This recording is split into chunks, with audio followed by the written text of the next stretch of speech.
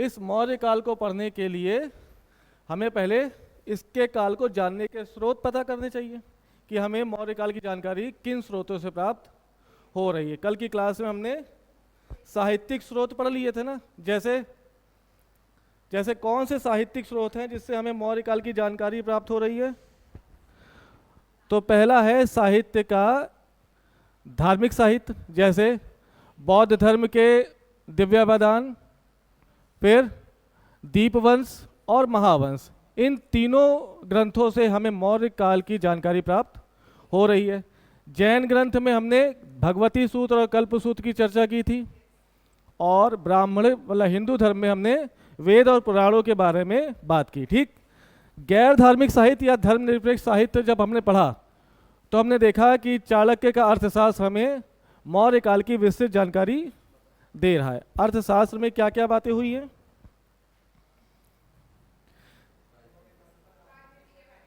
अर्थशास्त्र हमें मौर्यकालीन सभी राजनीतिक, आर्थिक, सामाजिक और सांस्कृतिक इतिहास के बारे में रूबरू करा रहा है। ठीक है, इसी के तहत धर्मनिरपेक्ष साहित्य में हमने मैगस्थनीज की इंडिका का वर्णन देखा। किसका वर्णन किया था उसने? किसका वर्णन किया? व्यापक।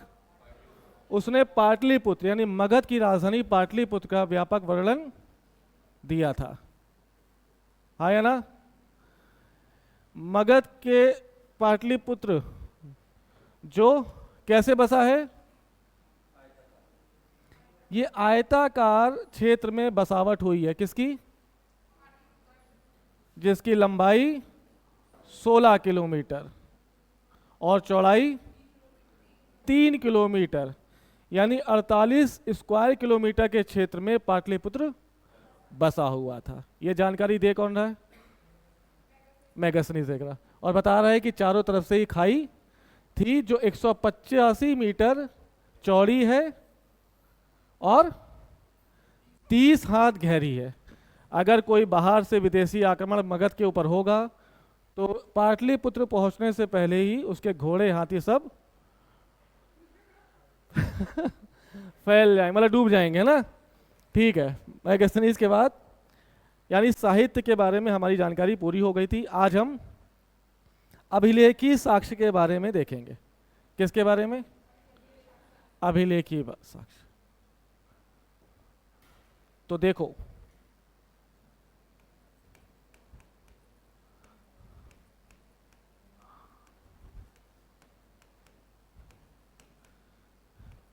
यानी आज कितने अभिलेख हैं जो मौर्य काल की जानकारी हमें दे रहे हैं।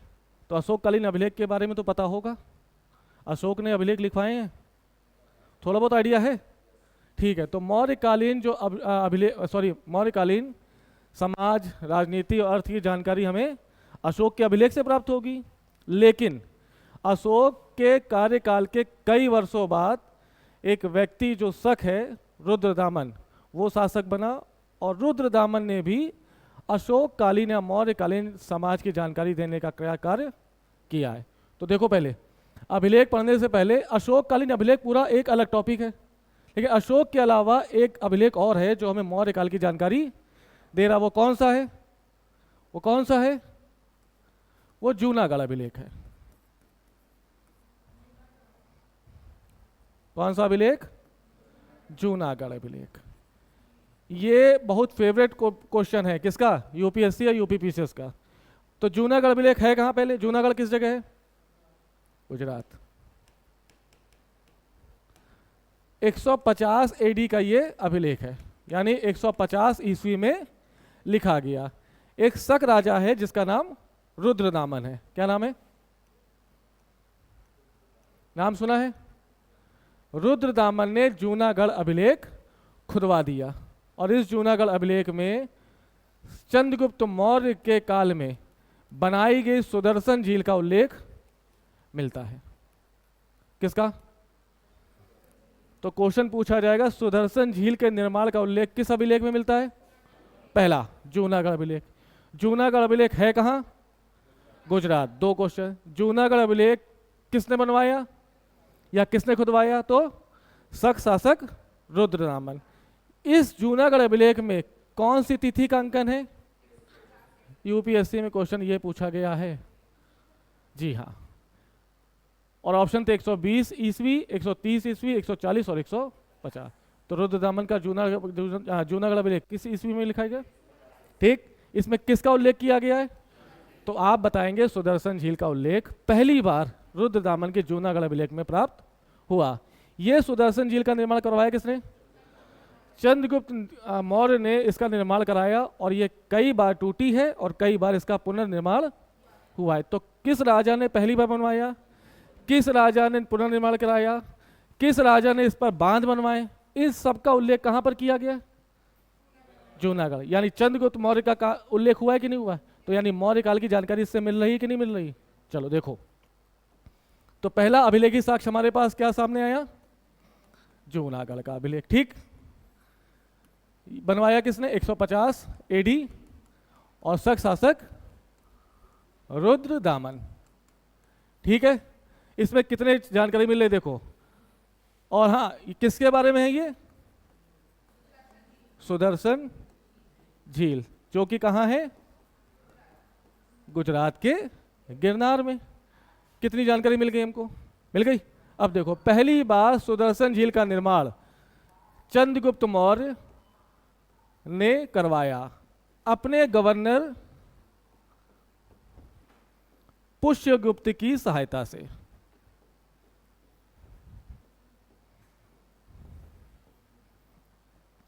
क्या समझ में आया हमारे पास कि पहली बार सुदर्शन झील का निर्माण किसके काल में हुआ? अब बताओ, राजा खुद तो नहर नहीं खोदेगा ना, किससे खुदवाएगा? वो आदेश देगा गवर्नर को। उस समय गवर्नर गिरनार यानी गुजरात का गवर्नर कौन है? उसने पुष्यगुप्त वैश्य को कहा कि जाओ गिरनार में सुदर्शन झील नामक झील का निर्माण करवाओ, ताकि वहाँ के लोग अच्छे से खेती कर पाए, ताकि वहाँ के लोग अच्छे से उनको स्वच्छ पानी की उपलब्धि हो जाए। तो निर्माण किसने करवाया? निर्माण करा चंद्रगुप्त मौर्य ने। किसने करा? पुष्यगुप्त वैश्य गया होगा, कई सारे मजदूर इकट्ठा किया होगा, नहर उसने खुदवा दी। ठीक, बनाया चंद्रगुप्त मौर्य ने। इसके कुछ समय बाद झील गंदी हो गई, पानी खराब हो गया, सूख गया। दोबारा इस झील का पुनर्निर्माण, क्या इसका पुनर्निर्माण इसके पौत्र कौन है? पोता कौन है चंद्रगुप्त मौर्य का? अशोक। अशोक जब गद्दी पर बैठा तो उसने अपने गवर्नर को क्या कहा? आदेश दिया कि जाओ सुदर्शन झील सूख गई है, इसका पुनर्निर्माण करवा। तो दूसरी बार किसने पुनर्निर्माण करवाया? किससे कहा? तो अशोक का गवर्नर, जिसका नाम तुषाप, क्या है? तो पहली बार पुष्यगुप्त वैश्य, जो किसका गवर्नर है? चंद्रगुप्त मौर्य का। दूसरी बार इसका पुनर्निर्माण अशोक ने करवाया, किस गवर्नर के थ्रू? तुषाप। फिर से कुछ समय बाद अब ये राजा आ गया, कौन सा? जिसका जूनागढ़ अभिलेख है, जिसका नाम क्या है? रुद्रदामन ने फिर से इस सुदर्शन झील पर बांध का निर्माण करवाया, और बांध निर्माण का कार्य किसको सौंपा? अपने गवर्नर सुविशाख को। हाँ, रुद्रदामन 150 एडी का है, लेकिन अशोक और चंद्रगुप्त मौर्य के काल की जानकारी भी इस अभिलेख से हमें प्राप्त हो रही है। समझ में आई बात? रुद्रदामन ने तीसरी बार सुदर्शन झील का पुनर्निर्माण कराया और उस पर बांध बनवाया। किसकी सहायता से? तो अपने गवर्नर सुविशाख की सहायता से। ठीक, कितनी बार हो गया पुनर्निर्माण? और एक लास्ट बार स्कंदगुप्त नामक शासक, जो गुप्त वंश का प्रतापी राजा है, इसने भी इस बांध का पुनर्निर्माण करवाया। अपने गवर्नर चक्रपालित, ये गवर्नर था, और इसका बेटा पर्णदत्त, जो कि डेप्यूटी गवर्नर था। इन दोनों की सहायता से आखिरी बार सुदर्शन झील का पुनर्निर्माण किया गया। आ गई बात समझ में? तो हमें किसकी जानकारी मिली? हमें इस जूनागढ़ अभिलेख से कितने राजाओं की जानकारी प्राप्त हुई? 4, याद रखोगे। हमें इस जूनागढ़ अभिलेख से कितने गवर्नर्स की जानकारी प्राप्त हुई? हमें इस जूनागढ़ अभिलेख से कितने डेप्यूटी गवर्नर की जानकारी प्राप्त हुई? नहीं, अगर ये क्वेश्चन ऐसे तोड़ के रटोगे तब तुम्हें याद होगा, नहीं तो सुदर्शन झील कई बार पूछी जा चुकी है। यूपीएससी का हर 2 साल का पेपर उठा के देखो, तुम्हें सुदर्शन झील से सीधा प्रत्यक्ष या प्रत्यक्ष रूप से क्वेश्चन मिल जाएगा। हाँ बताओ। अखिल भारतीय साम्राज्य में भाई, अशोक राजा बनने से पहले उज्जैन का गवर्नर था। तो अभी बताएंगे इसका साम्राज्य कितना फैला हुआ। अफगानिस्तान, पेशावर, पाकिस्तान, ये सब इसके अंडर में आ रहे थे। और पूरा भारत जो वर्तमान का है, सिर्फ दक्षिण भारत के 5 राज्य छोड़ दो, चोल, चेर, पांड्य, सतीपुत और केरलपुत, ये 5 राज्य हैं जिसमें अशोक का डायरेक्ट वो नहीं था, बाकी पूरा भारत उसका अंडर में था। इसीलिए इसको अखिल भारतीय साम्राज्य कहा गया भाई। ये इसके पापा हैं यार, पापा के पापा हैं।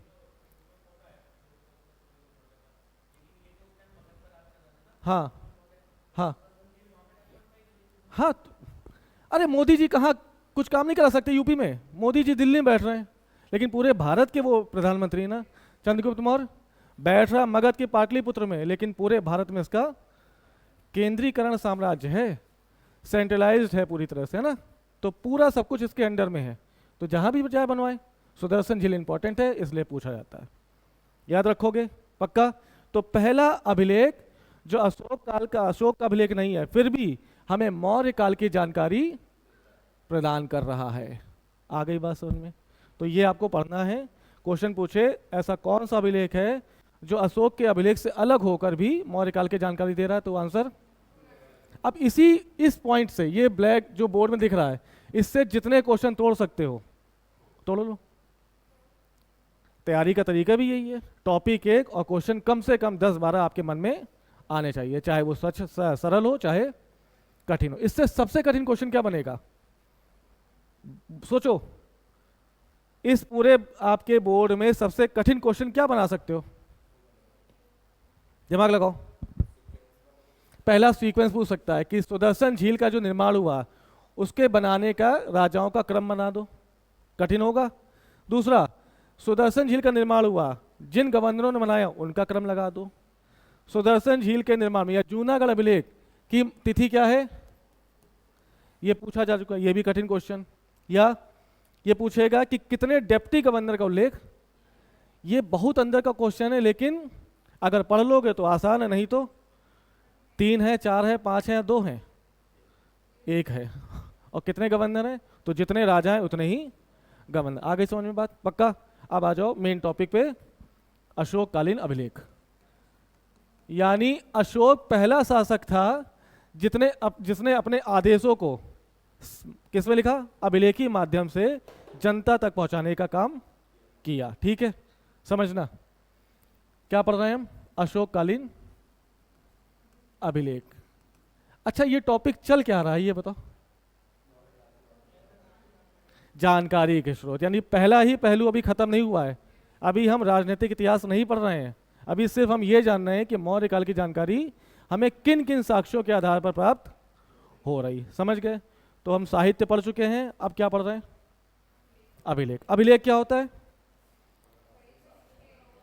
ध्यान से क्लास में बने रहोगे तो चल जाएगा, नहीं तो किताब में सर पटक के मरोगे। तुम्हें अभिलेख, शिलालेख, major rock edicts, minor rock edicts, major pillars edicts, minor pillars edicts नहीं समझ में आएगा ये कहना क्या चाह रहा है। समझ रहे हो? तो पहले अशोककालीन अभिलेख को समझने से पहले, अभिलेख का मतलब किसी भी जगह पर लिखाए गए उसके आदेश। एक ऐसे आदेश जो अच्छा अशोक के काल में क्या व्हाट्सएप है? क्या उसने ग्रुप में मैसेज कर दिया कि आज से हम ये आदेश देते हैं और वो सारी जगह सर्कुलेट हो गया? नहीं है ना। तो अशोक ने अपनी जनता को समझाने के लिए, आज्ञाओं से बांधने के लिए क्या किया, विभिन्न जगहों पर कहीं शिलालेख लिखे, रॉक पे एडिक्ट्स लिखा, कहीं पिलर्स बनाए, कहीं गुफाएं काटकर लेख लिखे, और सबको जनता को संबोधित करने का प्रयास किया। तो वही क्या कहलाए, अभिलेख। जब अभिलेख लिख दिया अशोक ने, अभिलेख अशोक के बाद मौर्य काल का पतन हो गया। मौर्य काल के पतन के बाद उस अभिलेख की क्या कीमत? कोई कीमत नहीं। गुप्त वंश क्यों अशोक के अभिलेखों को फॉलो कराएगा? ऐसे में धीरे धीरे अशोक के काल के बाद इन अभिलेखों की जो वैल्यूएबल स्थिति थी वो क्या हो गई, कम होती गई, मिट्टी पड़ गई, धूल पड़ गई, अभिलेख पूरे मिट गए, और ऐसे में पूरी तरह से अभिलेख भारत में कहीं ना कहीं गुम होकर रह गए। पहली बार अशोक के अभिलेख को खोजने का काम, ध्यान रखना, पूछा जाता है अभिलेख को खोजा किसने। अशोक के अभिलेख को खोजने का पहला काम टी फैंथलर ने किया।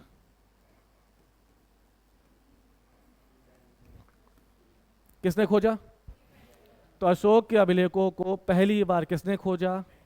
जैसे अर्थशास्त्र खो गई थी, अर्थशास्त्र को किसने खोजा था? देखो देखो देखो, कल की क्लास ये है बेहोशी। तो मार्केट में घूम लो, बाइक से घूम लो, और खाना बना लो पति के लिए।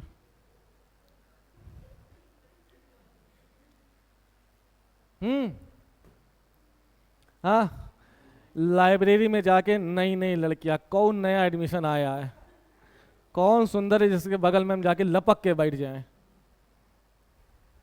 क्या नाम आ रहा है? प्रोफेसर शाम शास्त्री। देखो, ऑप्शन का मतलब यूपीएससी नहीं होता है। 90% चीज़ें आपके दिमाग में बिना ऑप्शन के आनी चाहिए, तब आपकी तैयारी ठीक है। हर चीज़ मुंह खोल ले हैं, ऑप्शन दे दो सर, काहे ऑप्शन दे दो भाई? तुम अपने दिमाग को कमजोर साबित कर चुके हो। ऑप्शन का मतलब क्या है? पापा का नाम क्या है? ऑप्शन दे दो। मम्मी भगा देगी तुम लोग को। हाय भगवान, अनर्थ कर दिया, ऐसा है कि नहीं? तो ये सब में ऑप्शन काहे मांग रहे हो? तो जैसे प्रोफेसर शाम शास्त्री ने अर्थशास्त्र के पन्ने खोजे, वैसे ही अशोक के खोए हुए अभिलेखों को पहली बार किसने खोजा? ठीक, टी फैंथलर ने खोजा। कौन सा? दिल्ली मेरठ अभिलेख। अभी कहानी समझना, यानी अशोक ने एक अभिलेख बनाया होगा जो कहां स्थापित किया? मेरठ। मेरठ में स्थापित होने के बाद ये दिल्ली मेरठ क्यों कहा जा रहा है? तो बता रहे, फिरोज शाह तुगलक एक तुगलक वंश का शासक है जो गया मेरठ, उसको अभिलेख अच्छा लगा, अभिलेख को उसने निकाला और कहाँ स्थापित कर दिया? दिल्ली के फिरोज शाह कोटला मैदान में। फिरोज शाह कोटला मैदान में स्थापित कर दिया। तो पूछा जाता, दिल्ली मेरठ अभिलेख खोजा किसने? कहाँ पे स्थापित था अशोक द्वारा? मेरठ। फिरोज शाह तुगलक ने इस मेरठ से उसको निकाला और कहाँ स्थापित कर दिया, जिस वजह से इसको दिल्ली मेरठ अभिलेख कहा जाता है। वर्तमान में कहाँ है? दिल्ली के दिल्ली गेट के पास, आया ना। इस दिल्ली मेरठ अभिलेख में अशोक काल के, मौर्य काल की जानकारी हमें प्राप्त होती है। आई बात समझ में? खोजा गया ये, लेकिन अगर पूछा जाए सबसे पहला अभिलेख किसने पढ़ा? खोजा इसने, पढ़ा किसने? James Prinsep. ठीक, 1837 में सबसे पहले अशोक के अभिलेख को पढ़ने का श्रेय जेम्स प्रिंसेप को जाता है, जिसने दिल्ली टोपरा अभिलेख पढ़ा। खोजा कौन सा अभिलेख? दिल्ली मेरठ। पढ़ा कौन सा पहला अभिलेख? दिल्ली टोपरा। टोपरा कहां पर है? ये सेम कहानी, टोपरा है अंबाला। अशोक ने अंबाला में कोई अभिलेख बनाया होगा, फिरोज शाह तुगलक को पसंद आया होगा, फिरोज शाह तुगलक ने अभिलेख निकाला होगा और कहाँ स्थापित कर दिया होगा, जिस वजह से उसको किस अभिलेख के नाम से जानते हैं। ये बात समझ में आ गई? ये है बेसिक इंफॉर्मेशन किसके बारे में? अशोक कालीन अभिलेख के बारे में। अशोक के अभिलेख खो गए, गुम हो गए। पहली बार किसने खोजा? टी फैंथलर। कौन सा अभिलेख? दिल्ली मेरठ अभिलेख, जो मेरठ में स्थापित था, लेकिन मध्यकाल के तुगलक वंश के फिरोज शाह तुगलक ने इसको मेरठ से उठाकर दिल्ली स्थापित कर दिया। अशोक के किस अभिलेख को सबसे पहले पढ़ा गया? दिल्ली टोपरा। टोपरा कहां पर है? अंबाला। अशोक के अभिलेख को पढ़ने का पहली बार स्रोत श्रेय किसको गया? James Prince. कब पढ़ा उसने? ठीक है। और जब पढ़ाई करने के बाद, अभिलेखों को पढ़ने के बाद, ये पता चला कि हमें अगर मौर्य काल की जानकारी प्राप्त करनी है तो बेस बनाना पड़ेगा किसको? अशोक के एडिक्ट्स को, हाँ या ना। और जब बेस बनेगा तो हमें पढ़ना पड़ेगा। ये बात समझ में आ गई? नहीं आए तो पूछ लो। आ गई? चलो, तो अब आ जाओ अशोक के अभिलेख। तो अभिलेख को तोड़ा कितने भागों में? पहला कौन सा है? शिलालेख। दूसरे स्तंभ लेख, और तीसरा गुहा लेख या गुफा लेख, हाँ है ना। इस शिलालेख को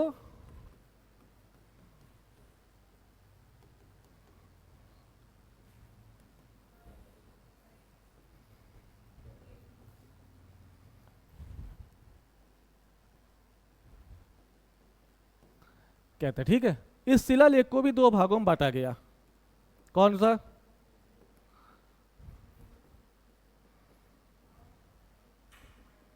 यानी बृहद शिलालेख और बाद में बताएंगे। पहले ये समझो कि अभिलेखी साक्ष्य की जानकारी हमें कितने प्रकार से मिलेगी? तीन। कौन कौन से? रॉक एडिक्ट्स, पिलर एडिक्ट्स और, यानी क्या किया है अशोक ने? अशोक ने बड़ी बड़ी दीवारें देखी पत्थर वाली, उसमें क्या लिख दिया? 1 number, 2 number, 3 number, 4 number, 5 number, ऐसे 14 आदेश लिख दिए। वो आदेश किसको पालन करना है? अशोक की जनता को। पालन नहीं करने पे कुछ प्रावधान होगा, वो अलग बात है, लेकिन जो लिखा है वो शिलालेख किस पे लिखे हैं? शिला पे। तो शिला पे लिखे होने के कारण इनको क्या कहा गया? शिलालेख।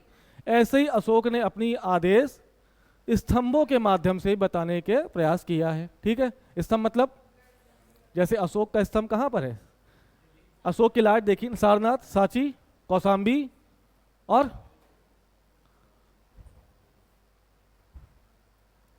अभी दिल्ली टोपरा कह रहे थे कि दिल्ली टोपरा क्या है।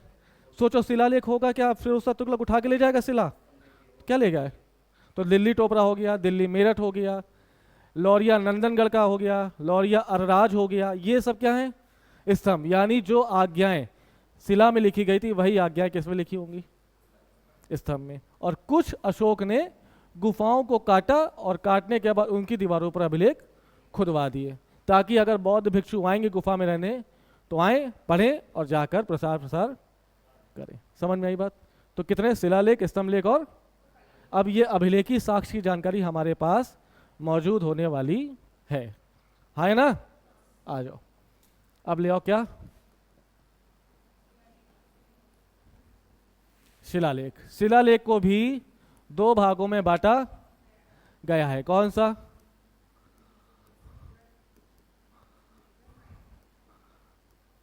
बृहद शिलालेख और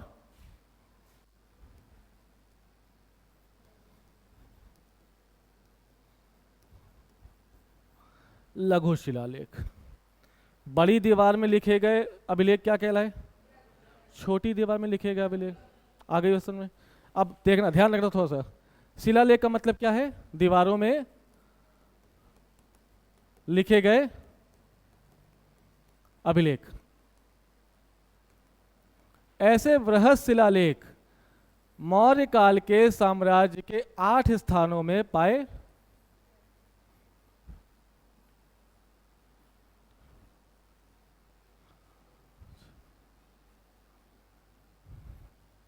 कितने जगह? यानी अगर हम बात करें तक्षशिला से लेकर पूरा भारत किसका साम्राज्य था? चंद्रगुप्त मौर्य का, उसके बाद बिंदुसार का, बिंदुसार के बाद अशोक का। इस पूरे भारत को संबोधित करने के लिए उसने कितने शिलालेखों का निर्माण कराया? 8। और इन 8 शिलालेखों में कितनी बातें लिखी? 14 बातें। तो 14 अभिलेख हैं और स्थान कहाँ कहाँ से मिले? 8। यानी इन 8 स्थानों में बातें सेम होंगी कि अलग अलग होंगी? तो बृहद शिलालेख में जो भी लिखा होगा बिल्कुल, चाहे वो सहबाजगढ़ी का हो, चाहे मानसरोवर का हो, चाहे कहीं भी प्राप्त हो, उसकी बातें क्या होंगी? सेम होंगी ना। तो कितने अभिलेख? 8। पहला, ये सब आपको याद ही नहीं बल्कि रटा होना चाहिए। पहला कौन सा है? सहबाजगढ़ी। दूसरा मानसेहरा। तीसरा धौली। चौथा जौघड़। पांचवा एर्रागुड़ी। छठा सोपारा। 7वां गिरनार और 8वां कालसी। बहुत बार मैच कराने पूछा जाता है मौर्य काल में अभिलेख दे देगा और स्थान पूछ लेगा। तो 8 वृहद शिलालेख हैं, सिर्फ याद रखना कितने हैं। इस 8 वृहद शिलालेख में कितनी बातें लिखी हैं? सिर्फ 2 ऐसे अभिलेख हैं जहां पर 11 नंबर की बात, 12 नंबर की बात और 13 नंबर की बात का उल्लेख नहीं है। उसी को सेपरेट कलिंग एडिक्ट्स कहा जाता है, पृथक कलिंग अभिलेख। सुना होगा, मौर्यकाल जीवन में कभी पढ़ा है आप लोगों ने? आए कलिंग वाला अभिलेख, पृथक कलिंग अभिलेख लिखा होगा कहीं? पृथक का क्या मतलब है? ये 14 बातों में धौली और जौगढ़, ये जो 2 स्थान है, यहां पर 14 बातों में ऐसे लिखी होंगी, 1 number, 2 number, 3 number, 4 number, 5, 6, 7 and so on. सब में लिखा होगा ना, ये 8 में लिखा होगा। अभी क्या लिखा होगा अभी बात नहीं कर रहे हैं, बताएंगे क्या, लेकिन लिखा होगा ना। पहले नंबर की आज्ञा अशोक ने यह कहा कि भारत के साम्राज्य में यानी मौर्यकाल के साम्राज्य में पशुवध निषेध है, ये पहली बात है उसकी। तो ये पहली बात जो लिखी सब में लिखी होगी ना। दूसरी बात में कहा है कि चोल, चेर, पांड्य, सत्यपुत्र और केरलपुत्र मौर्य साम्राज्य का हिस्सा नहीं है। तो ये जो दूसरी बात है सब में लिखी होगी ना। तीसरी बात में उसने कहा है कि युक्तक, रज्जुक और प्रादेशिक नामक अधिकारी नियुक्त किए जाएंगे, ये बात सब में लिखी होगी ना। ऐसे ही 11वीं बात, 12वीं बात और 13वीं, हाँ 11वीं बात, 12वीं बात और 13वीं बात, ये धौली और जौगढ़ में नहीं लिखी है, जिस कारण इसको पृथक कलिंग शिलालेख कहते हैं। ये अभी बताना नहीं चाहते थे लेकिन किसी ने छेड़ दिया। मेरी बात समझे? अभी बात की बात है, इसको भूल जाओ। अभी तुम ये जानो कि वृहद शिलालेखों की संख्या कितनी है? 8। इन 8 शिलालेखों में कितनी बातों का उल्लेख किया गया? ये 8 वृहद शिलालेख भारत के किन किन स्थानों से पाए गए? तो देखो, सहबाजगढ़ी पाया गया है पाकिस्तान, मानसहेरा यानी 2 अभिलेख अशोक के कहाँ हैं? वर्तमान के, लेकिन उस समय का पाकिस्तान नहीं, उस समय का तो अखंड भारत है ना, अखंड भारत उस समय का, लेकिन वर्तमान का। तो इस समय अशोक के 2 अभिलेख ऐसे हैं जो वर्तमान भारत में स्थित नहीं है। कहाँ पर हैं? कौन कौन से? सहबाजगढ़ी और मानसहेरा। धौली और जौगढ़, दे बोथ आर इन,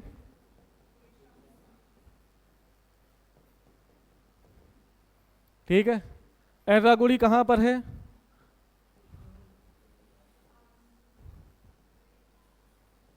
आंध्र प्रदेश। सोपारा महाराष्ट्र। गिरनार आप लोग जानते हैं गुजरात। कालसी देहरादून। 2020 का पेपर उठाओ यूपीएससी का, कालसी कहाँ स्थित है? बस ऐसे ही क्वेश्चन है, कालसी कहाँ स्थित है? ऑप्शन में इंदौर, पता नहीं क्या था, लेकिन याद होना चाहिए तभी याद कर पाओगे, नहीं तो। इन 8 रॉक एडिट्स की लोकेशन आपको रटी होनी चाहिए। तो देखो एक बार ध्यान से बोर्ड, सहबाजगढ़ी और मानसहेरा। पहले तो मुद्दा ये 8 याद होने चाहिए आपको, तो 8 याद है ना। पहला सहबाजगढ़ी और मानसहेरा, दूसरा सॉरी सहबाजगढ़ी मानसहेरा 2 गए, धौली जौगढ़ 4, एर्रागुड़ी 5, सोपारा 6, गिरनार 7, कालसी, जिनमें से सहबाजगढ़ी और मानसहेरा कहाँ पे हैं? वर्तमान पाकिस्तान। धौली जौगढ़ उड़ीसा, एर्रागुड़ी आंध्र प्रदेश, सोपारा महाराष्ट्र, गिरनार गुजरात और कालसी देहरादून। आई बात समझ में? कालसी देहरादून, ये क्वेश्चन पूछा गया। तो पहले 8 आप एडिक्ट्स याद करें और 8 की लोकेशन याद करें। अब इन 8 में से सभी में कितनी बातें लिखी हैं? सिर्फ धौली और जौगढ़ को यदि छोड़ दिया जाए तो सभी में सेम बातें, सेम चीजें। ये 11, 12, 13 नंबर के आदेश धौली और जौगढ़ में नहीं पाए गए, जिस वजह से इनको पृथक कलिंग शिलालेख के नाम से जाना गया। ये बात समझ में आ गई? तो पूछा जाएगा पृथक कलिंग शिलालेख कौन सा है? तो धौली और जौगढ़। कलिंग कहाँ है? उड़ीसा का प्राचीन नाम कलिंग ही है, पता है ये? तो कलिंग की वजह से इसको पृथक कलिंग शिलालेख कहा गया। अब एक एक चीज यानी पहले नंबर की आज्ञा क्या है, दूसरे की क्या है, तीसरे की क्या है, ये सब चीजें नेक्स्ट स्लाइड में पढ़ेंगे। सब में है, 14वीं है, सब में है। सिर्फ धौली चौगड़ में 11 12 13 नहीं है, बाकी सब में 1 to 14 पूरी पूरी है। 14वां था, 14वां है, सिर्फ 11 12 13 ही नहीं है, 14वां भी है। ले आए एक एक करके, पक्का तैयार रही ना भाई। तो 14 बातें, तो 14 बातों का उल्लेख एक एक करके देखो। अशोक अपने पहले आदेश के माध्यम से, यानी अभिलेख नंबर 1 के माध्यम से जनता को संबोधित करते हुए क्या कह रहा है कि मेरे साम्राज्य में पशुवध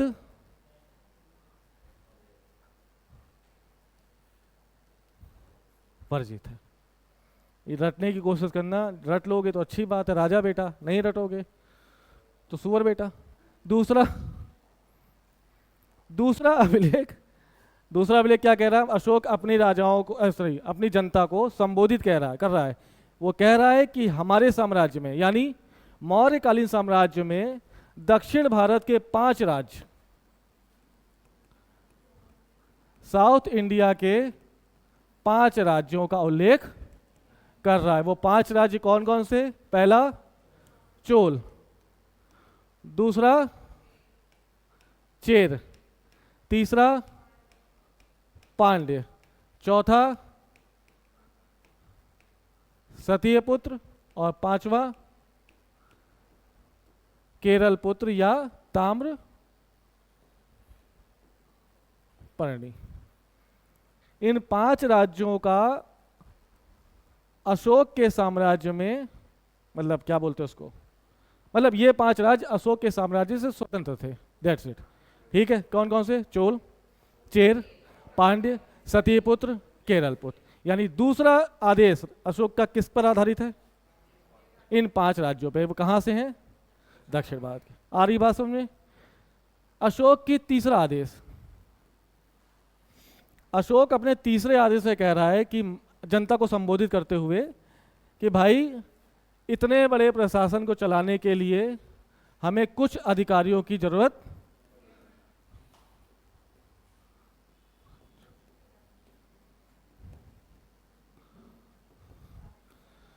यानी युक्त, रज्जुक और प्रादेशिक नामक अधिकारियों की नियुक्ति का सारा प्रावधान किसमें लिखा गया है? अभी हमें पढ़ने कितने हैं कितने? 3 हो गए। पहले में क्या लिखा है? बार बार जब रिपीट करोगे तभी याद होगा। पहले में पशु हत्या पर रोक, दूसरे में दक्षिण भारत के 5 राज्यों का उल्लेख, तीसरे में युक्तक, रज्जुक और प्रादेशिक जैसे अधिकारियों की नियुक्ति की बात। ठीक है, चौथे बात में कह रहा है, यानी राजा अशोक अपने चौथे अभिलेख में जनता को संबोधित कर रहा है और कह रहा है कि मैं भेरी घोष से धम्म घोष में बदल गया हूं। क्या कह रहा है?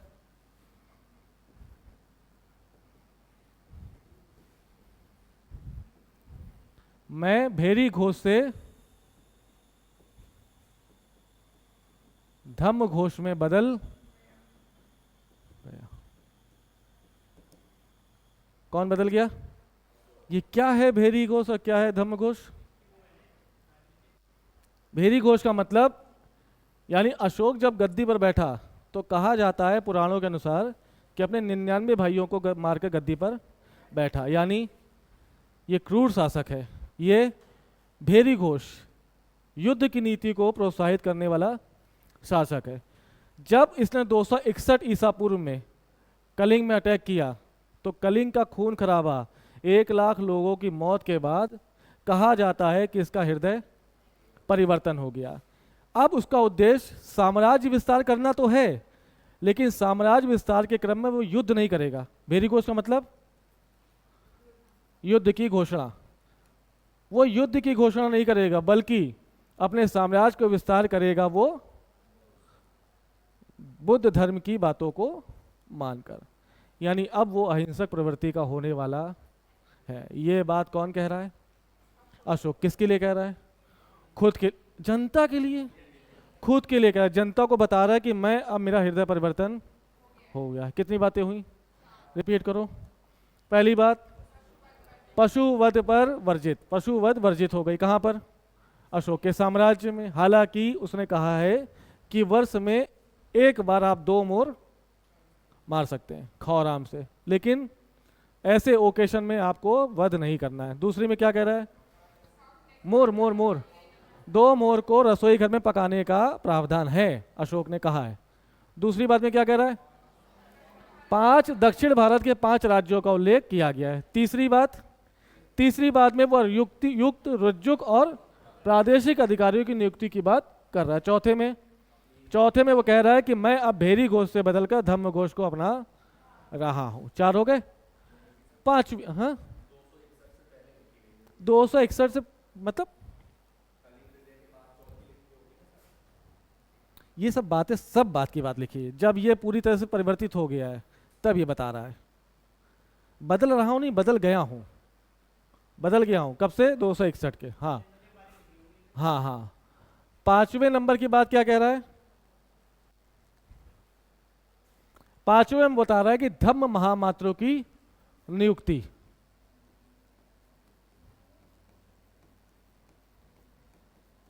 ये धम्म महामात्र कौन है? ये धम्म महामात्र, अच्छा बौद्ध धर्म, अशोक किस धर्म को मान रहा है? बुद्ध को। बुद्ध धर्म को मानने के बाद उसका विचार क्या था कि पूरे बौद्ध धर्म को हम भारत के अलावा बाहर विदेशों में भी फैला देंगे। ऐसे में क्या वो अकेले काम कर पाता? वो तो अलग। हाँ, तो इसलिए उसने क्या कहा? धम्म महामात्र, एक व्यक्ति है, एक पद है। धम्म महामात्र नियुक्त किए जाते थे और इनको भेजा जाता था कहाँ? देश और विदेश जाओ और क्या करो? बौद्ध धर्म का प्रचार। तो धम्म महामात्रों की नियुक्ति किस अभिलेख में? 5वें में। आ रही बात समझ में? 6ठा अभिलेख,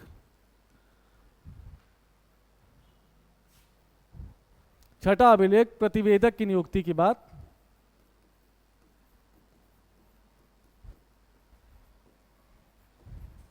यह प्रतिवेदक कौन है?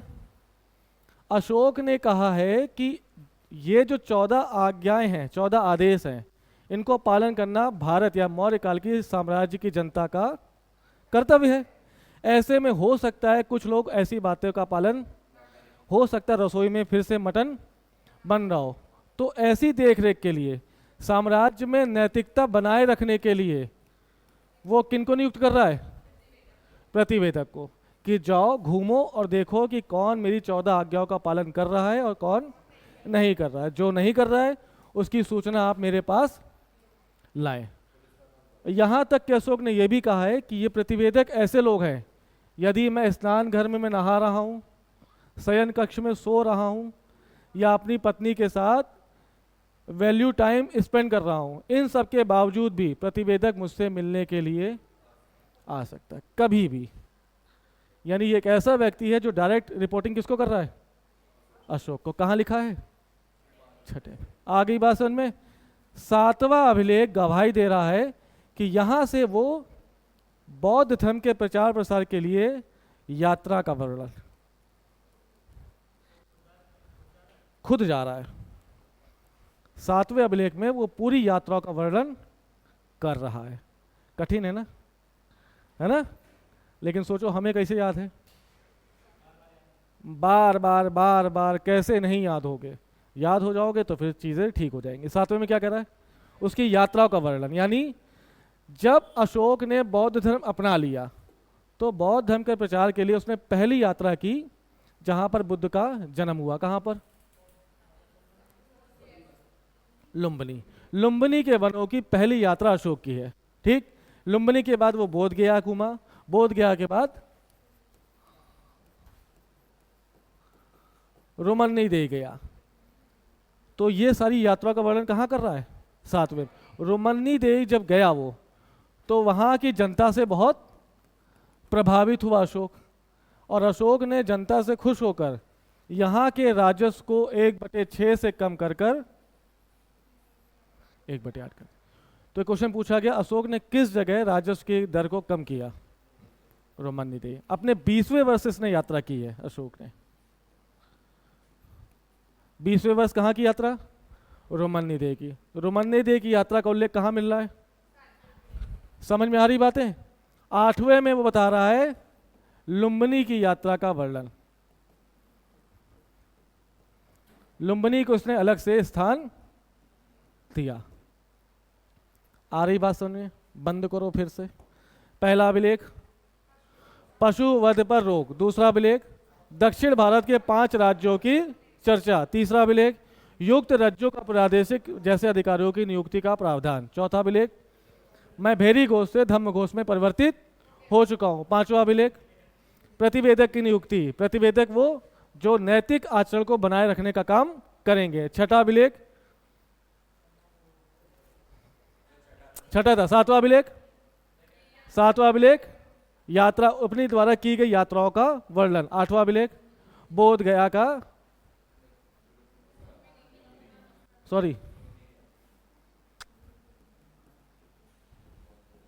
बोध गया की यात्रा का विवरण। 8 हो गए, कितने बचे? 6। नवा अभिलेख में राजा अशोक अपनी जनता को संबोधित करते हुए कह रहे हैं कि भाई जो भी लोकप्रिय त्यौहार हैं उसको आप नहीं मनाएंगे। क्या कह रहा है?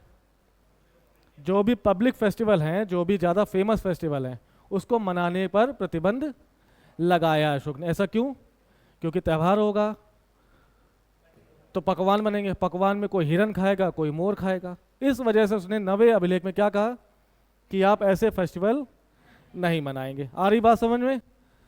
10वें अभिलेख में राजा अशोक ने अपनी जनता को संबोधित करते हुए कहा कि अपने जीवन को ग्लोरीफाई मत करो, सादा जीवन उच्च विचार। अपने कपड़े अच्छे पहनकर जनता को जलाओ नहीं। अमीर लोग भी शालीन कपड़े पहने और गरीब लोग भी, ताकि जीवन कैसा रहे? समतुल्य रहे।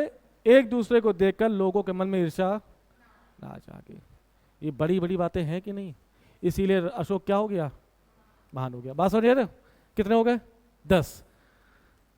11वां में कह रहा है धम्म नीति की पूरी चर्चा कर रहा है। यानी नवा अभिलेख लोकप्रिय त्योहारों को पर रोक। 10वां अभिलेख ग्लोरीफाई लाइफ स्टाइल को त्याग दो, सादा जीवन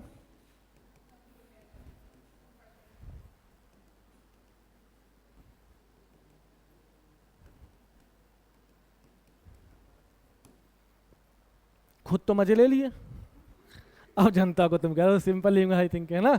11वां धम्म की नीति। 12वां अभिलेख 12वें में कह रहा है कि मैं अपने समय के अंतिम काल में बौद्ध वाला हो गया हूँ, यानी मैंने बौद्ध धर्म अपना लिया, लेकिन मैं अपने साम्राज्य में किसी भी धर्म को हतोत्साहित नहीं करूँगा, अतः मैं धार्मिक सहिष्णु व्यक्ति हूँ।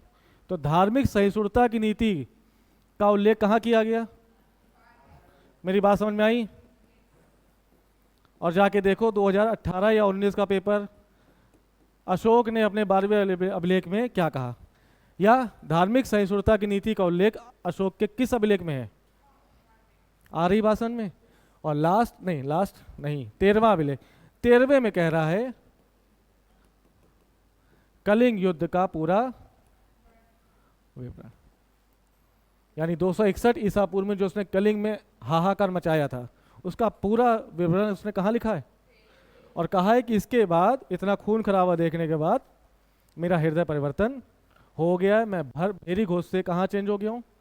धम्म घोष में हो गया। 13 हो गए। 14वां में क्या? अब इतनी आज्ञाओं के बाद मैं अपनी वाणी को विराम दे रहा हूं और अपने इस पूरे आदेशों के उद्देश्य की बात कर रहा हूं। अगर ये अपनाओगे तो जीवन अच्छा हो जाएगा। यानी ये आखिरी का स्टेटमेंट है, समापन है। किसका? उसके भाषण का समापन। किसमें लिखा है? 14। आई बात समझ में? अब तुम उठ के गए, ये सब गायब हो गया तुम्हारा। फोन तुम्हारी लाइफ में इतना इंपॉर्टेंट नहीं होना चाहिए। नवा अभिलेख में क्या कहा है? बेहोश। तो फोन को काट दो, ऑफ कर दो। फोन तो उठेंगे बार बार जीवन में, जब तक जिंदगी की सांसें हैं तब तक तुम्हारे साथ फोन है। लेकिन ये क्लास अब दोबारा तुम्हारे मन में आ रहा ना, रिकॉर्ड हो रही है, कल देख लेंगे, परसों देख लेंगे। कितने यूट्यूब में लेक्चर हैं और कितने तुम्हारे जैसे स्टूडेंट्स हैं, कितना पढ़ रहे हो कितना नहीं पढ़ रहे हो, ये हमसे ज़्यादा कोई। तो कम से कम जब बहुत इंपॉर्टेंट है तब उठाओ फ़ोन। हर तीसरे आदमी का फ़ोन उठाओगे तो तुम्हारी खुद इंपॉर्टेंस कम हो जाएगी। गलत कह रहे भाई, ध्यान रखो। तो ये सारे अभिलेखों की चर्चा उन 8 बृहद शिलालेखों में की गई है। आ गई बात समझ में? कौन धम्म क्या है, धम्म कैसे अपनाएं, धम्म को कैसे प्रसार। धम्म मतलब बौद्ध धर्म। जो बुद्ध धर्म है उसको धर्म नहीं कहा, उसको थोड़ा चेंज करके क्या कहा, धम्म का। आगे बात समझे। थोड़ा सा एक चीज और, ये अभिलेख किस भाषा में लिखे गए?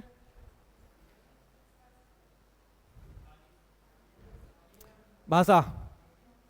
तो ये जो 8 अभिलेख हैं, इनमें से 8 अभिलेख हों या स्तंभ लेख हों या गुफा लेख हों, इनमें से अधिकांश अभिलेखों की भाषा, सॉरी सभी अभिलेखों की भाषा क्या है?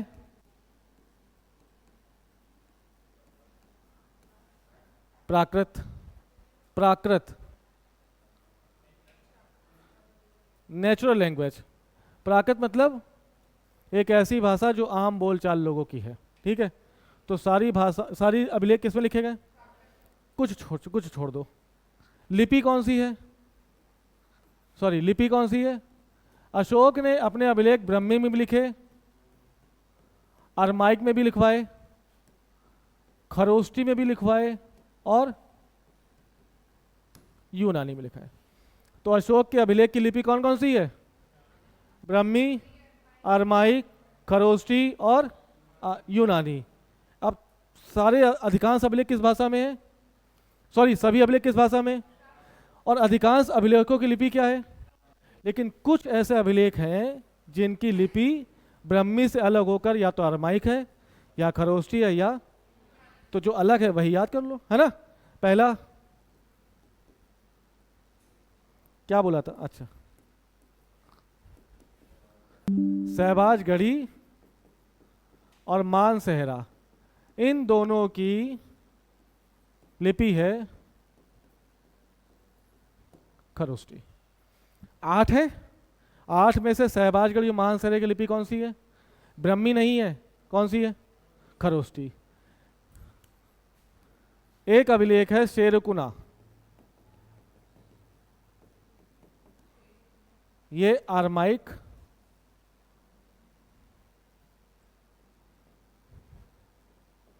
प्लस खरोष्टी में, कौन सी? शेरकुना। एक है लगमान अभिलेख,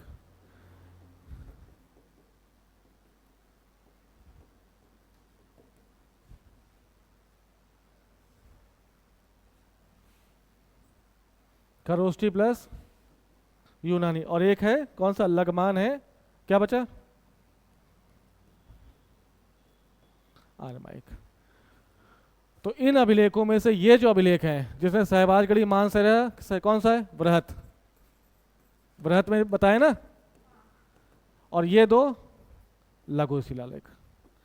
ऐसे शिलालेख ये ब्राह्मी में ना होकर अन्य लिपि में लिखे गए हैं। कठिन लग रहा है ना? मजा आ रहा है? नहीं आ रहा है? किसको मजा नहीं आ रहा है? बताओ बताओ, घबरा नहीं। हाँ, ये लघु है। आ रहा है? 8 याद रखोगे? सहबाज गढ़ी, मान सेहरा, धौली चौगढ़, एरागोड़ी, सोपारा, गिरनार और कलसी। लोकेशन? सहबाज गढ़ी मान सेहरा का पाकिस्तान, धौली चौगढ़ की उड़ीसा, एरागोड़ी की आंध्र प्रदेश, सोपारा की महाराष्ट्र, गिरनार की गुजरात और कालसी की। ये था बृहद शिलालेख। कालसी देहरादून, बृहद शिलालेख। अब आ जाओ, शिलालेख के 2 भाग थे ना? बाप रे बाप।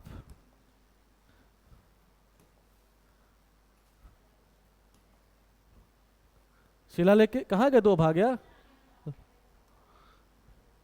हाँ, बृहद शिलालेख हो गया। अब क्या बचा? लघु शिलालेख बहुत सारे हैं। कितने हैं? तो क्या बहुत सारे याद करोगे? अनगिनत हैं। भारत में बहुत सारे लघु शिलालेख पाए गए। किसके? सब पढ़ पाओगे? नहीं पढ़ने, इंपॉर्टेंट पढ़ने, ठीक है। तो कौन से इंपॉर्टेंट? अबे ये 25 है पेज इसमें।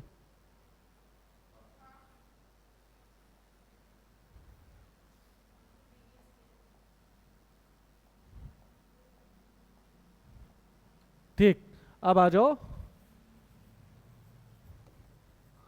लघु शिलालेख यानी माइनर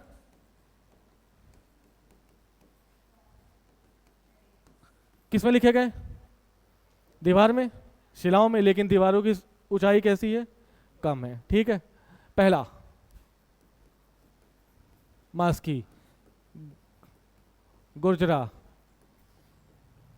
नेतूर, उदयगोलम,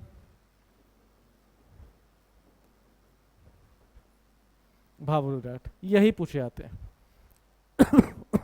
तो लघु शिलालेख कौन से? मास्की, गुजरा, नेतुर, उदयगोलन और भाबरू, ठीक है।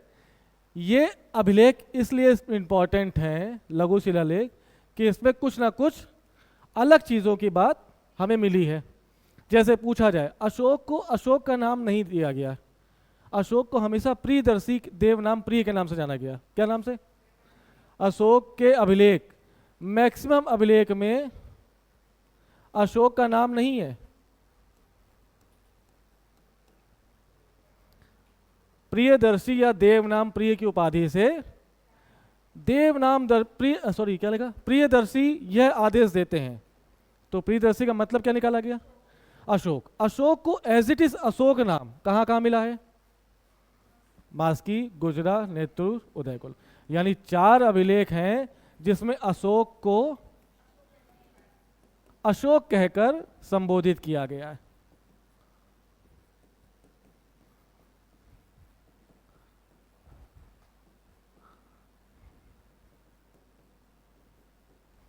कितने? 4 लघु शिलालेख ऐसे हैं जिसमें अशोक को अशोक के नाम से संबोधित किया गया। वो कौन से?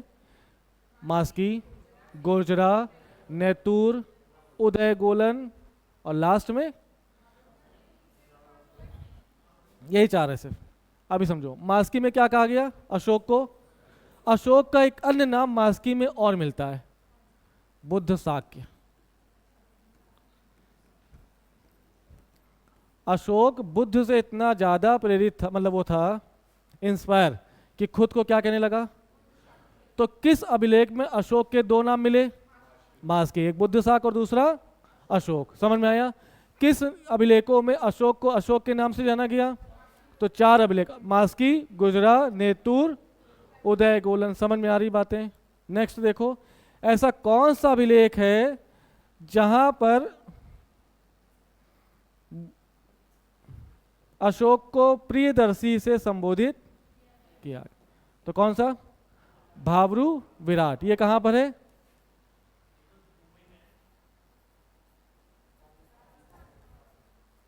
राजस्थान। मास्की कहाँ है जरा देखो एक बार, याद नहीं आ रहा। गुजरा कहाँ है? एमपी।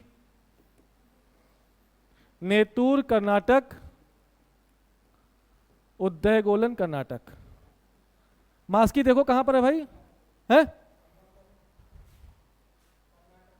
मास्की, गुजरा, एमपी है। देखो चारों देखो, मास्की, गुजरा, नेतुर, उदयगोलन।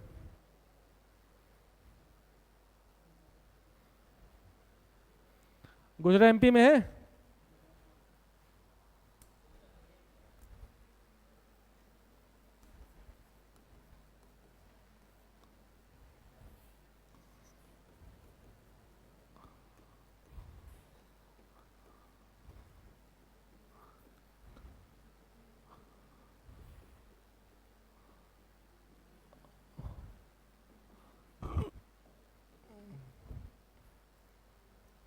देख लो भाई, लाहौर है।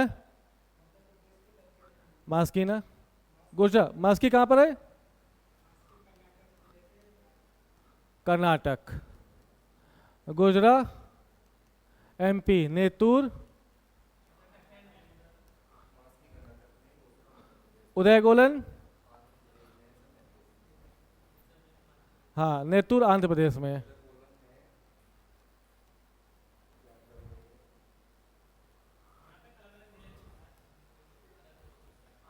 अबे राज्य बता दो मेरे भाई, राज्य बता दो क्या है। उदय गोलन है? नहीं नहीं, ये राजस्थान में, ठीक है, कंफर्म है। तो मास्की कर्नाटक, गुजरा एमपी, नेतुर आंध्र प्रदेश, उदय गोलन कर्नाटक और भाभू विराट राजस्थान। इन शुरू के 4 अभिलेखों में अशोक को अशोक के नाम से कहा गया। Ashok is equal to Ashok. Maski में अशोक को अशोक के नाम से भी कहा गया और अशोक को बुद्ध साक्य भी कहा गया। हाँ हाँ, और भाभू विराट राजस्थान में अशोक को प्रियदर्शी कहा गया। आ गई बात समझ में? ये सब कैसे रटोगे? ये सब कुत्ता बनोगे तब रटोगे। बगल में रखो पानी की बोतल और रटते रहो रटते रहो रटते रहो। जीभ निकले जब बहुत तेज प्यास लगे तब 2 घूंट पियो, फिर कुत्ता बन जाओ, तब याद होगा, नहीं तो ये थे बृहद शिलालेख। अब आ जाओ कहाँ पर?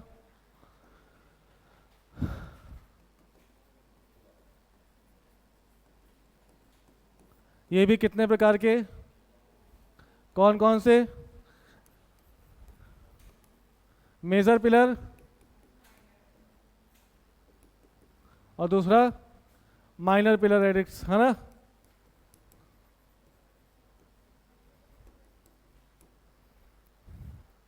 तो मेजर में कौन कौन से? अच्छा, पूछा जाए जैसे बृहद शिलालेख कितने थे? 8। और लघु शिलालेख कितने हैं? बहुत सारे। इसी तरह से स्तंभ लेख कितने? बृहद से स्तंभ लेख कितने हैं? 6। और लघु स्तंभ लेख कितने हैं? 5। ठीक है, तो देखो कौन कौन से। इसमें क्या देखना है हमें?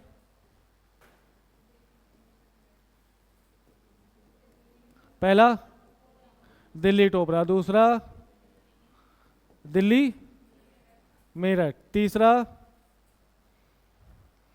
बड़ा कंफ्यूजन है यार,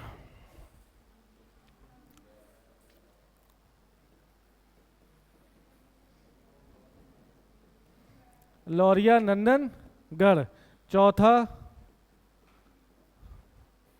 लौरिया अरराज,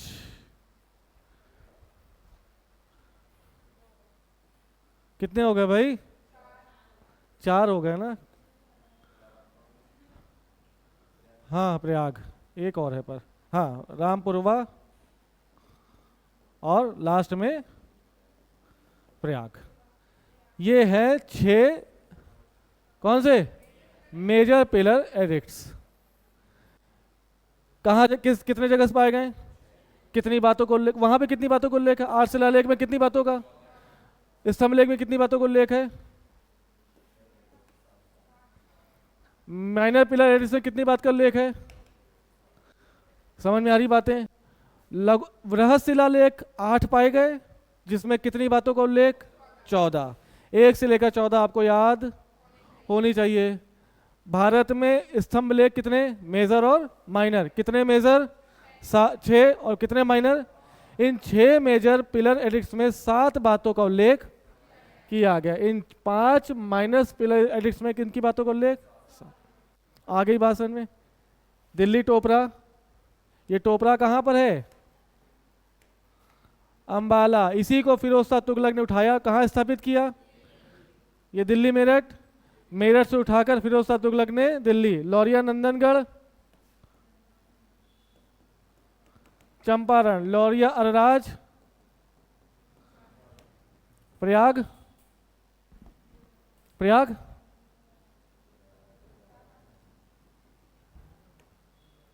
समझना, ये प्रयाग पहले कौशाम्बी में था, जो पिलर है स्तंभ लेख। शेखू कौन है? अकबर के लड़के का नाम शेखू बाबा। कौन? सलीम। सलीम को ये पसंद आ गया, कहाँ पर? कौशाम्बी में। स्तंभ लेख देखा और पसंद आ गया, तो जैसे फिरोज शाह तुगलक इसको टोपरा से उठा के दिल्ली लाया, वैसे कौसाम्बी स्तंभ लेख को कौसाम्बी से उठाकर प्रयाग कौन लाया?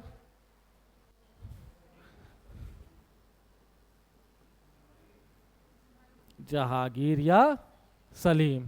ठीक है, हैं? अच्छा ही लगेगा। तुम अपने घर में क्या लाते हो? अच्छी चीज़ लाते हो ना, जो पसंद आ गया उठा लाए। तो वैसे फिरोज शाह तुगलक को ये दो पसंद आए और जहांगीर को प्रयाग का अभिलेख पसंद आया। इस प्रयाग के अभिलेख को ही देवी का अभिलेख भी कहते हैं। काहे? ये देवी कौन है?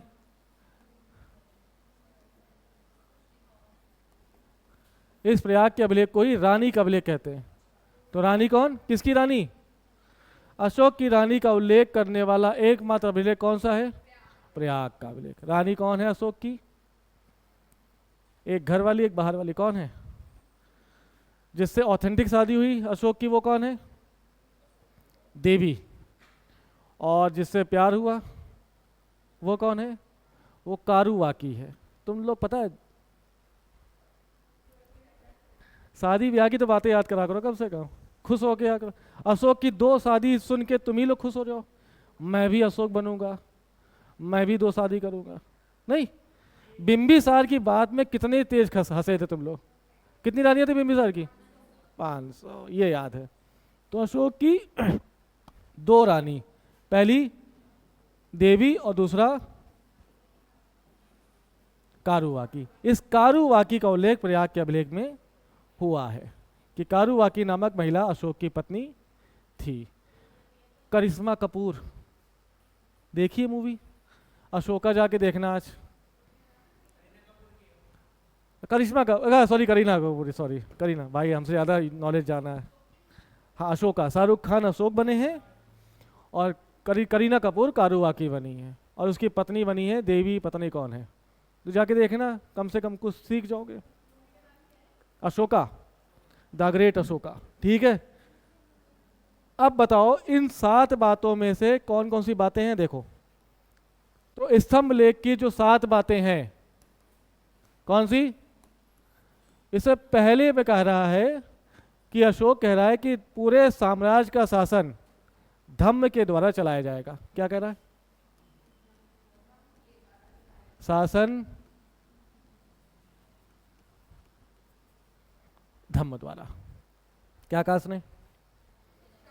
कि पूरा साम्राज्य शासित हो रहा है, पहले युद्ध से हो रहा था, अब सिर्फ अहिंसा और बौद्ध धर्म से ही चला है। तो शासन धम्म द्वारा, पहली बात में। दूसरे में कह रहा है, वो खुद अपने आप से प्रश्न पूछ रहा है, धम्म क्या है? खुद प्रश्न पूछ रहा, खुद आंसर बता रहा है। इसे पूछा है धम्म क्या है? कियम चा धम्मे, ये है उसका क्वेश्चन। और सोच विचार के आंसर दे रहा है। क्या दे रहा है? अपासिनाबे बहु कयाने, बोलो नहीं, अपासिनाबे बहु कयाने दयादाने, सचे सोचवे माधवे साधवे चा।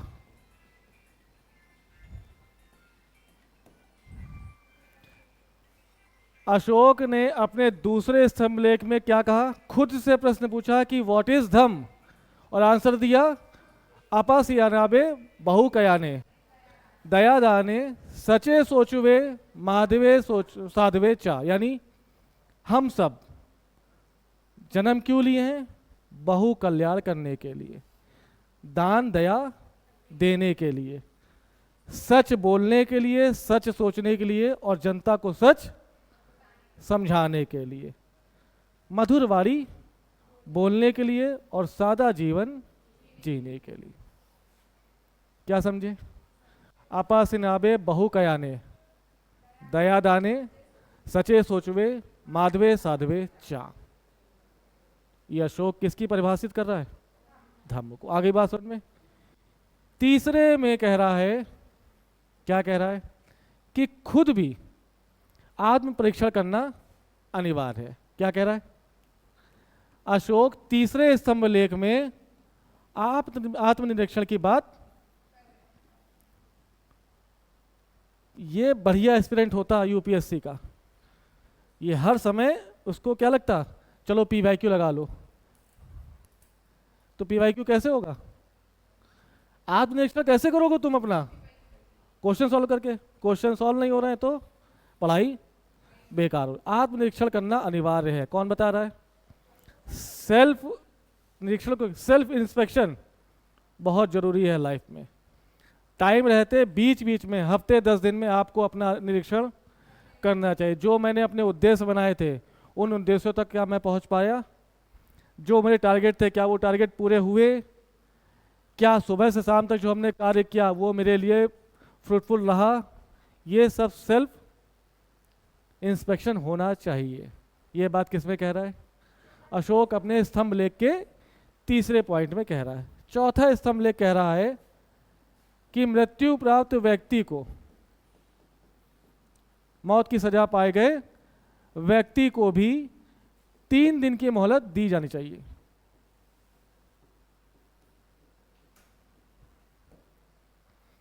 अगर राज कोई अपराधी है और मौर्य साम्राज्य ने उसको फांसी दे दी, तो आज की फांसी की डेट में भी उसको 3 दिन की मोहलत, यानी अब फांसी कब मिलेगी, सैटरडे है, संडे, मंडे, ट्यूसडे, ट्यूसडे को फांसी दो, तो 3 दिन का एक्स्ट्रा लाइफ देने का प्रावधान किसमें किया गया है, चौथे में। मेरी बात समझ पा रहे हो कि नहीं।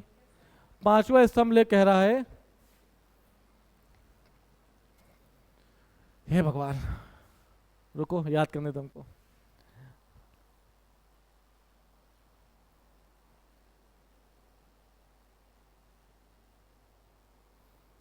अभी याद आएगा। 5 हो गए। छठा कह रहा है, अरे हाँ, छठा कह रहा है कि सभी धार्मिक संप्रदायों को समान प्रश्रय दिया जाएगा।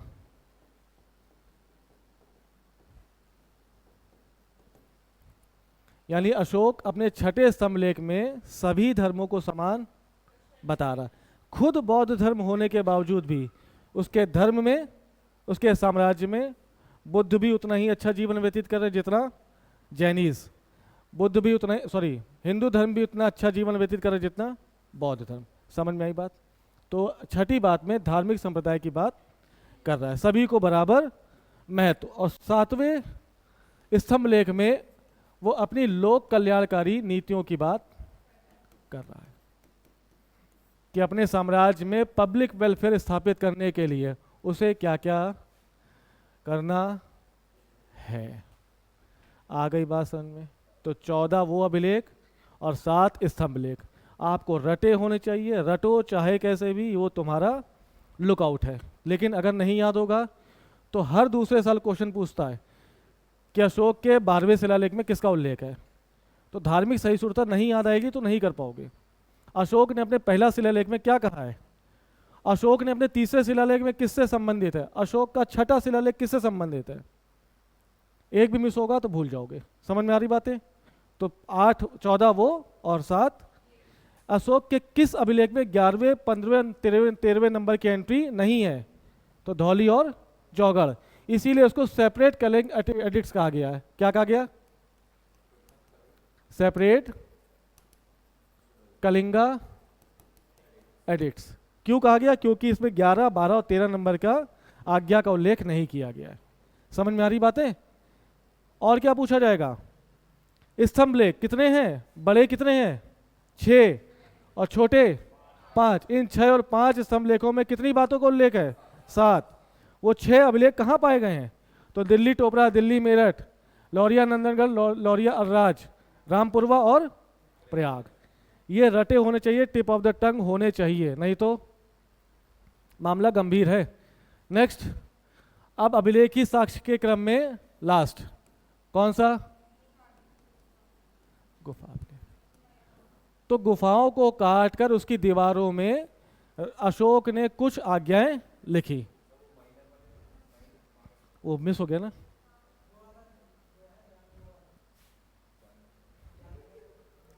आए जानवर वाला। अब रुको रुको, फिर अब कंफ्यूज मत कराओ, रुक जाओ। अब गुफा अभिलेख, गुफा अभिलेख को भी अशोक ने गुफाओं को काटा और गुफाओं में अभिलेख लिखे। तो अशोक के काल में अशोक ने 3 गुफाओं का खुदाई की और उस पर अपने क्या लिखा है, कौन कौन सा? पहली गुफा है सुदामा की गुफा,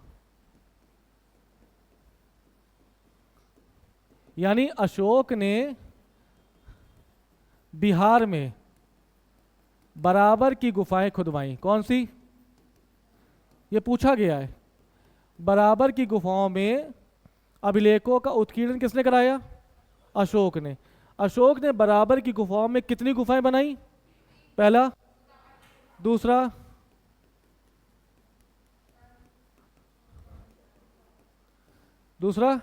कर्ण चौपड़ की गुफा, और तीसरा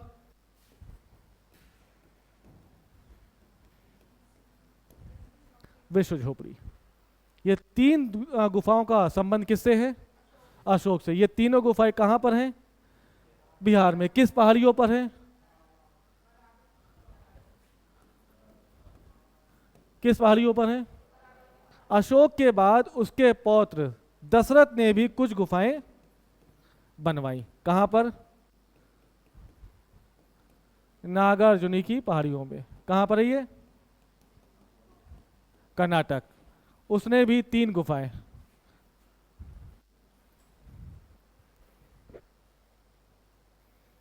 कौन सी है? वेद तिथक, देखो यार, जल्दी देख लो एक मिनट। दशरथ द्वारा बनाई गई गुफाएं या नागार्जुनी की पहाड़ी को काटकर बनी गुफाएं।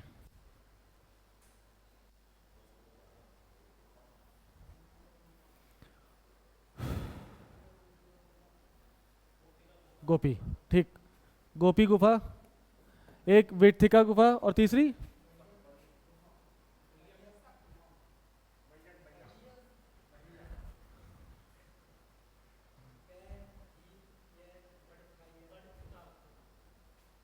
तीसरा बताओ।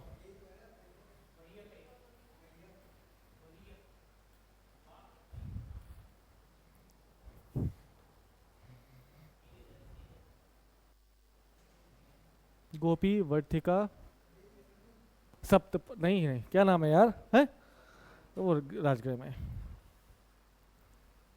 चलो अभी याद नहीं आ रहा। तो अशोक के काल में 3 गुफाएं खुदी।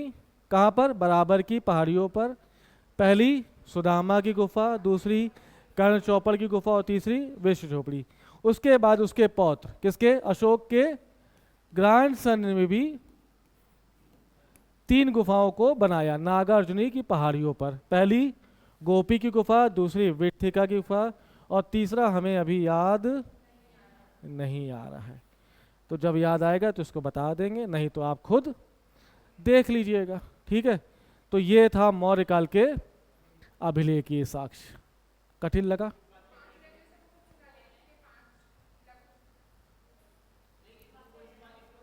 तो ऑनलाइन ऑफलाइन का कुछ तो फायदा होगा ना।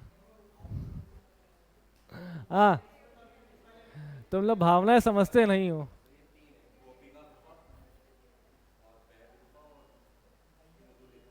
हैं? जो नाम हमें याद है वो आ ही नहीं रहा। चलो कोई नहीं, बाद में देखेंगे, ठीक है। बाकी अब हम कल पढ़ेंगे। ए बात सुनो, कल हमारी क्लास मौर्य काल के राजनीतिक इतिहास से शुरू होगी, जिसमें चंद्रगुप्त मौर्य का पूरा जीवन परिचय, बिंदुसार का, अशोक का और अंतिम शासक बृहद्रथ का पूरा जीवन परिचय पढ़ेंगे, ठीक है। फिर प्रशासनिक व्यवस्था, फिर सामाजिक, फिर राजनीतिक, फिर आर्थिक, सॉरी राजनीतिक नहीं आर्थिक, ठीक है। कुछ पूछना हो तो पूछ लो, कोई कंफ्यूजन हो पूछ लो।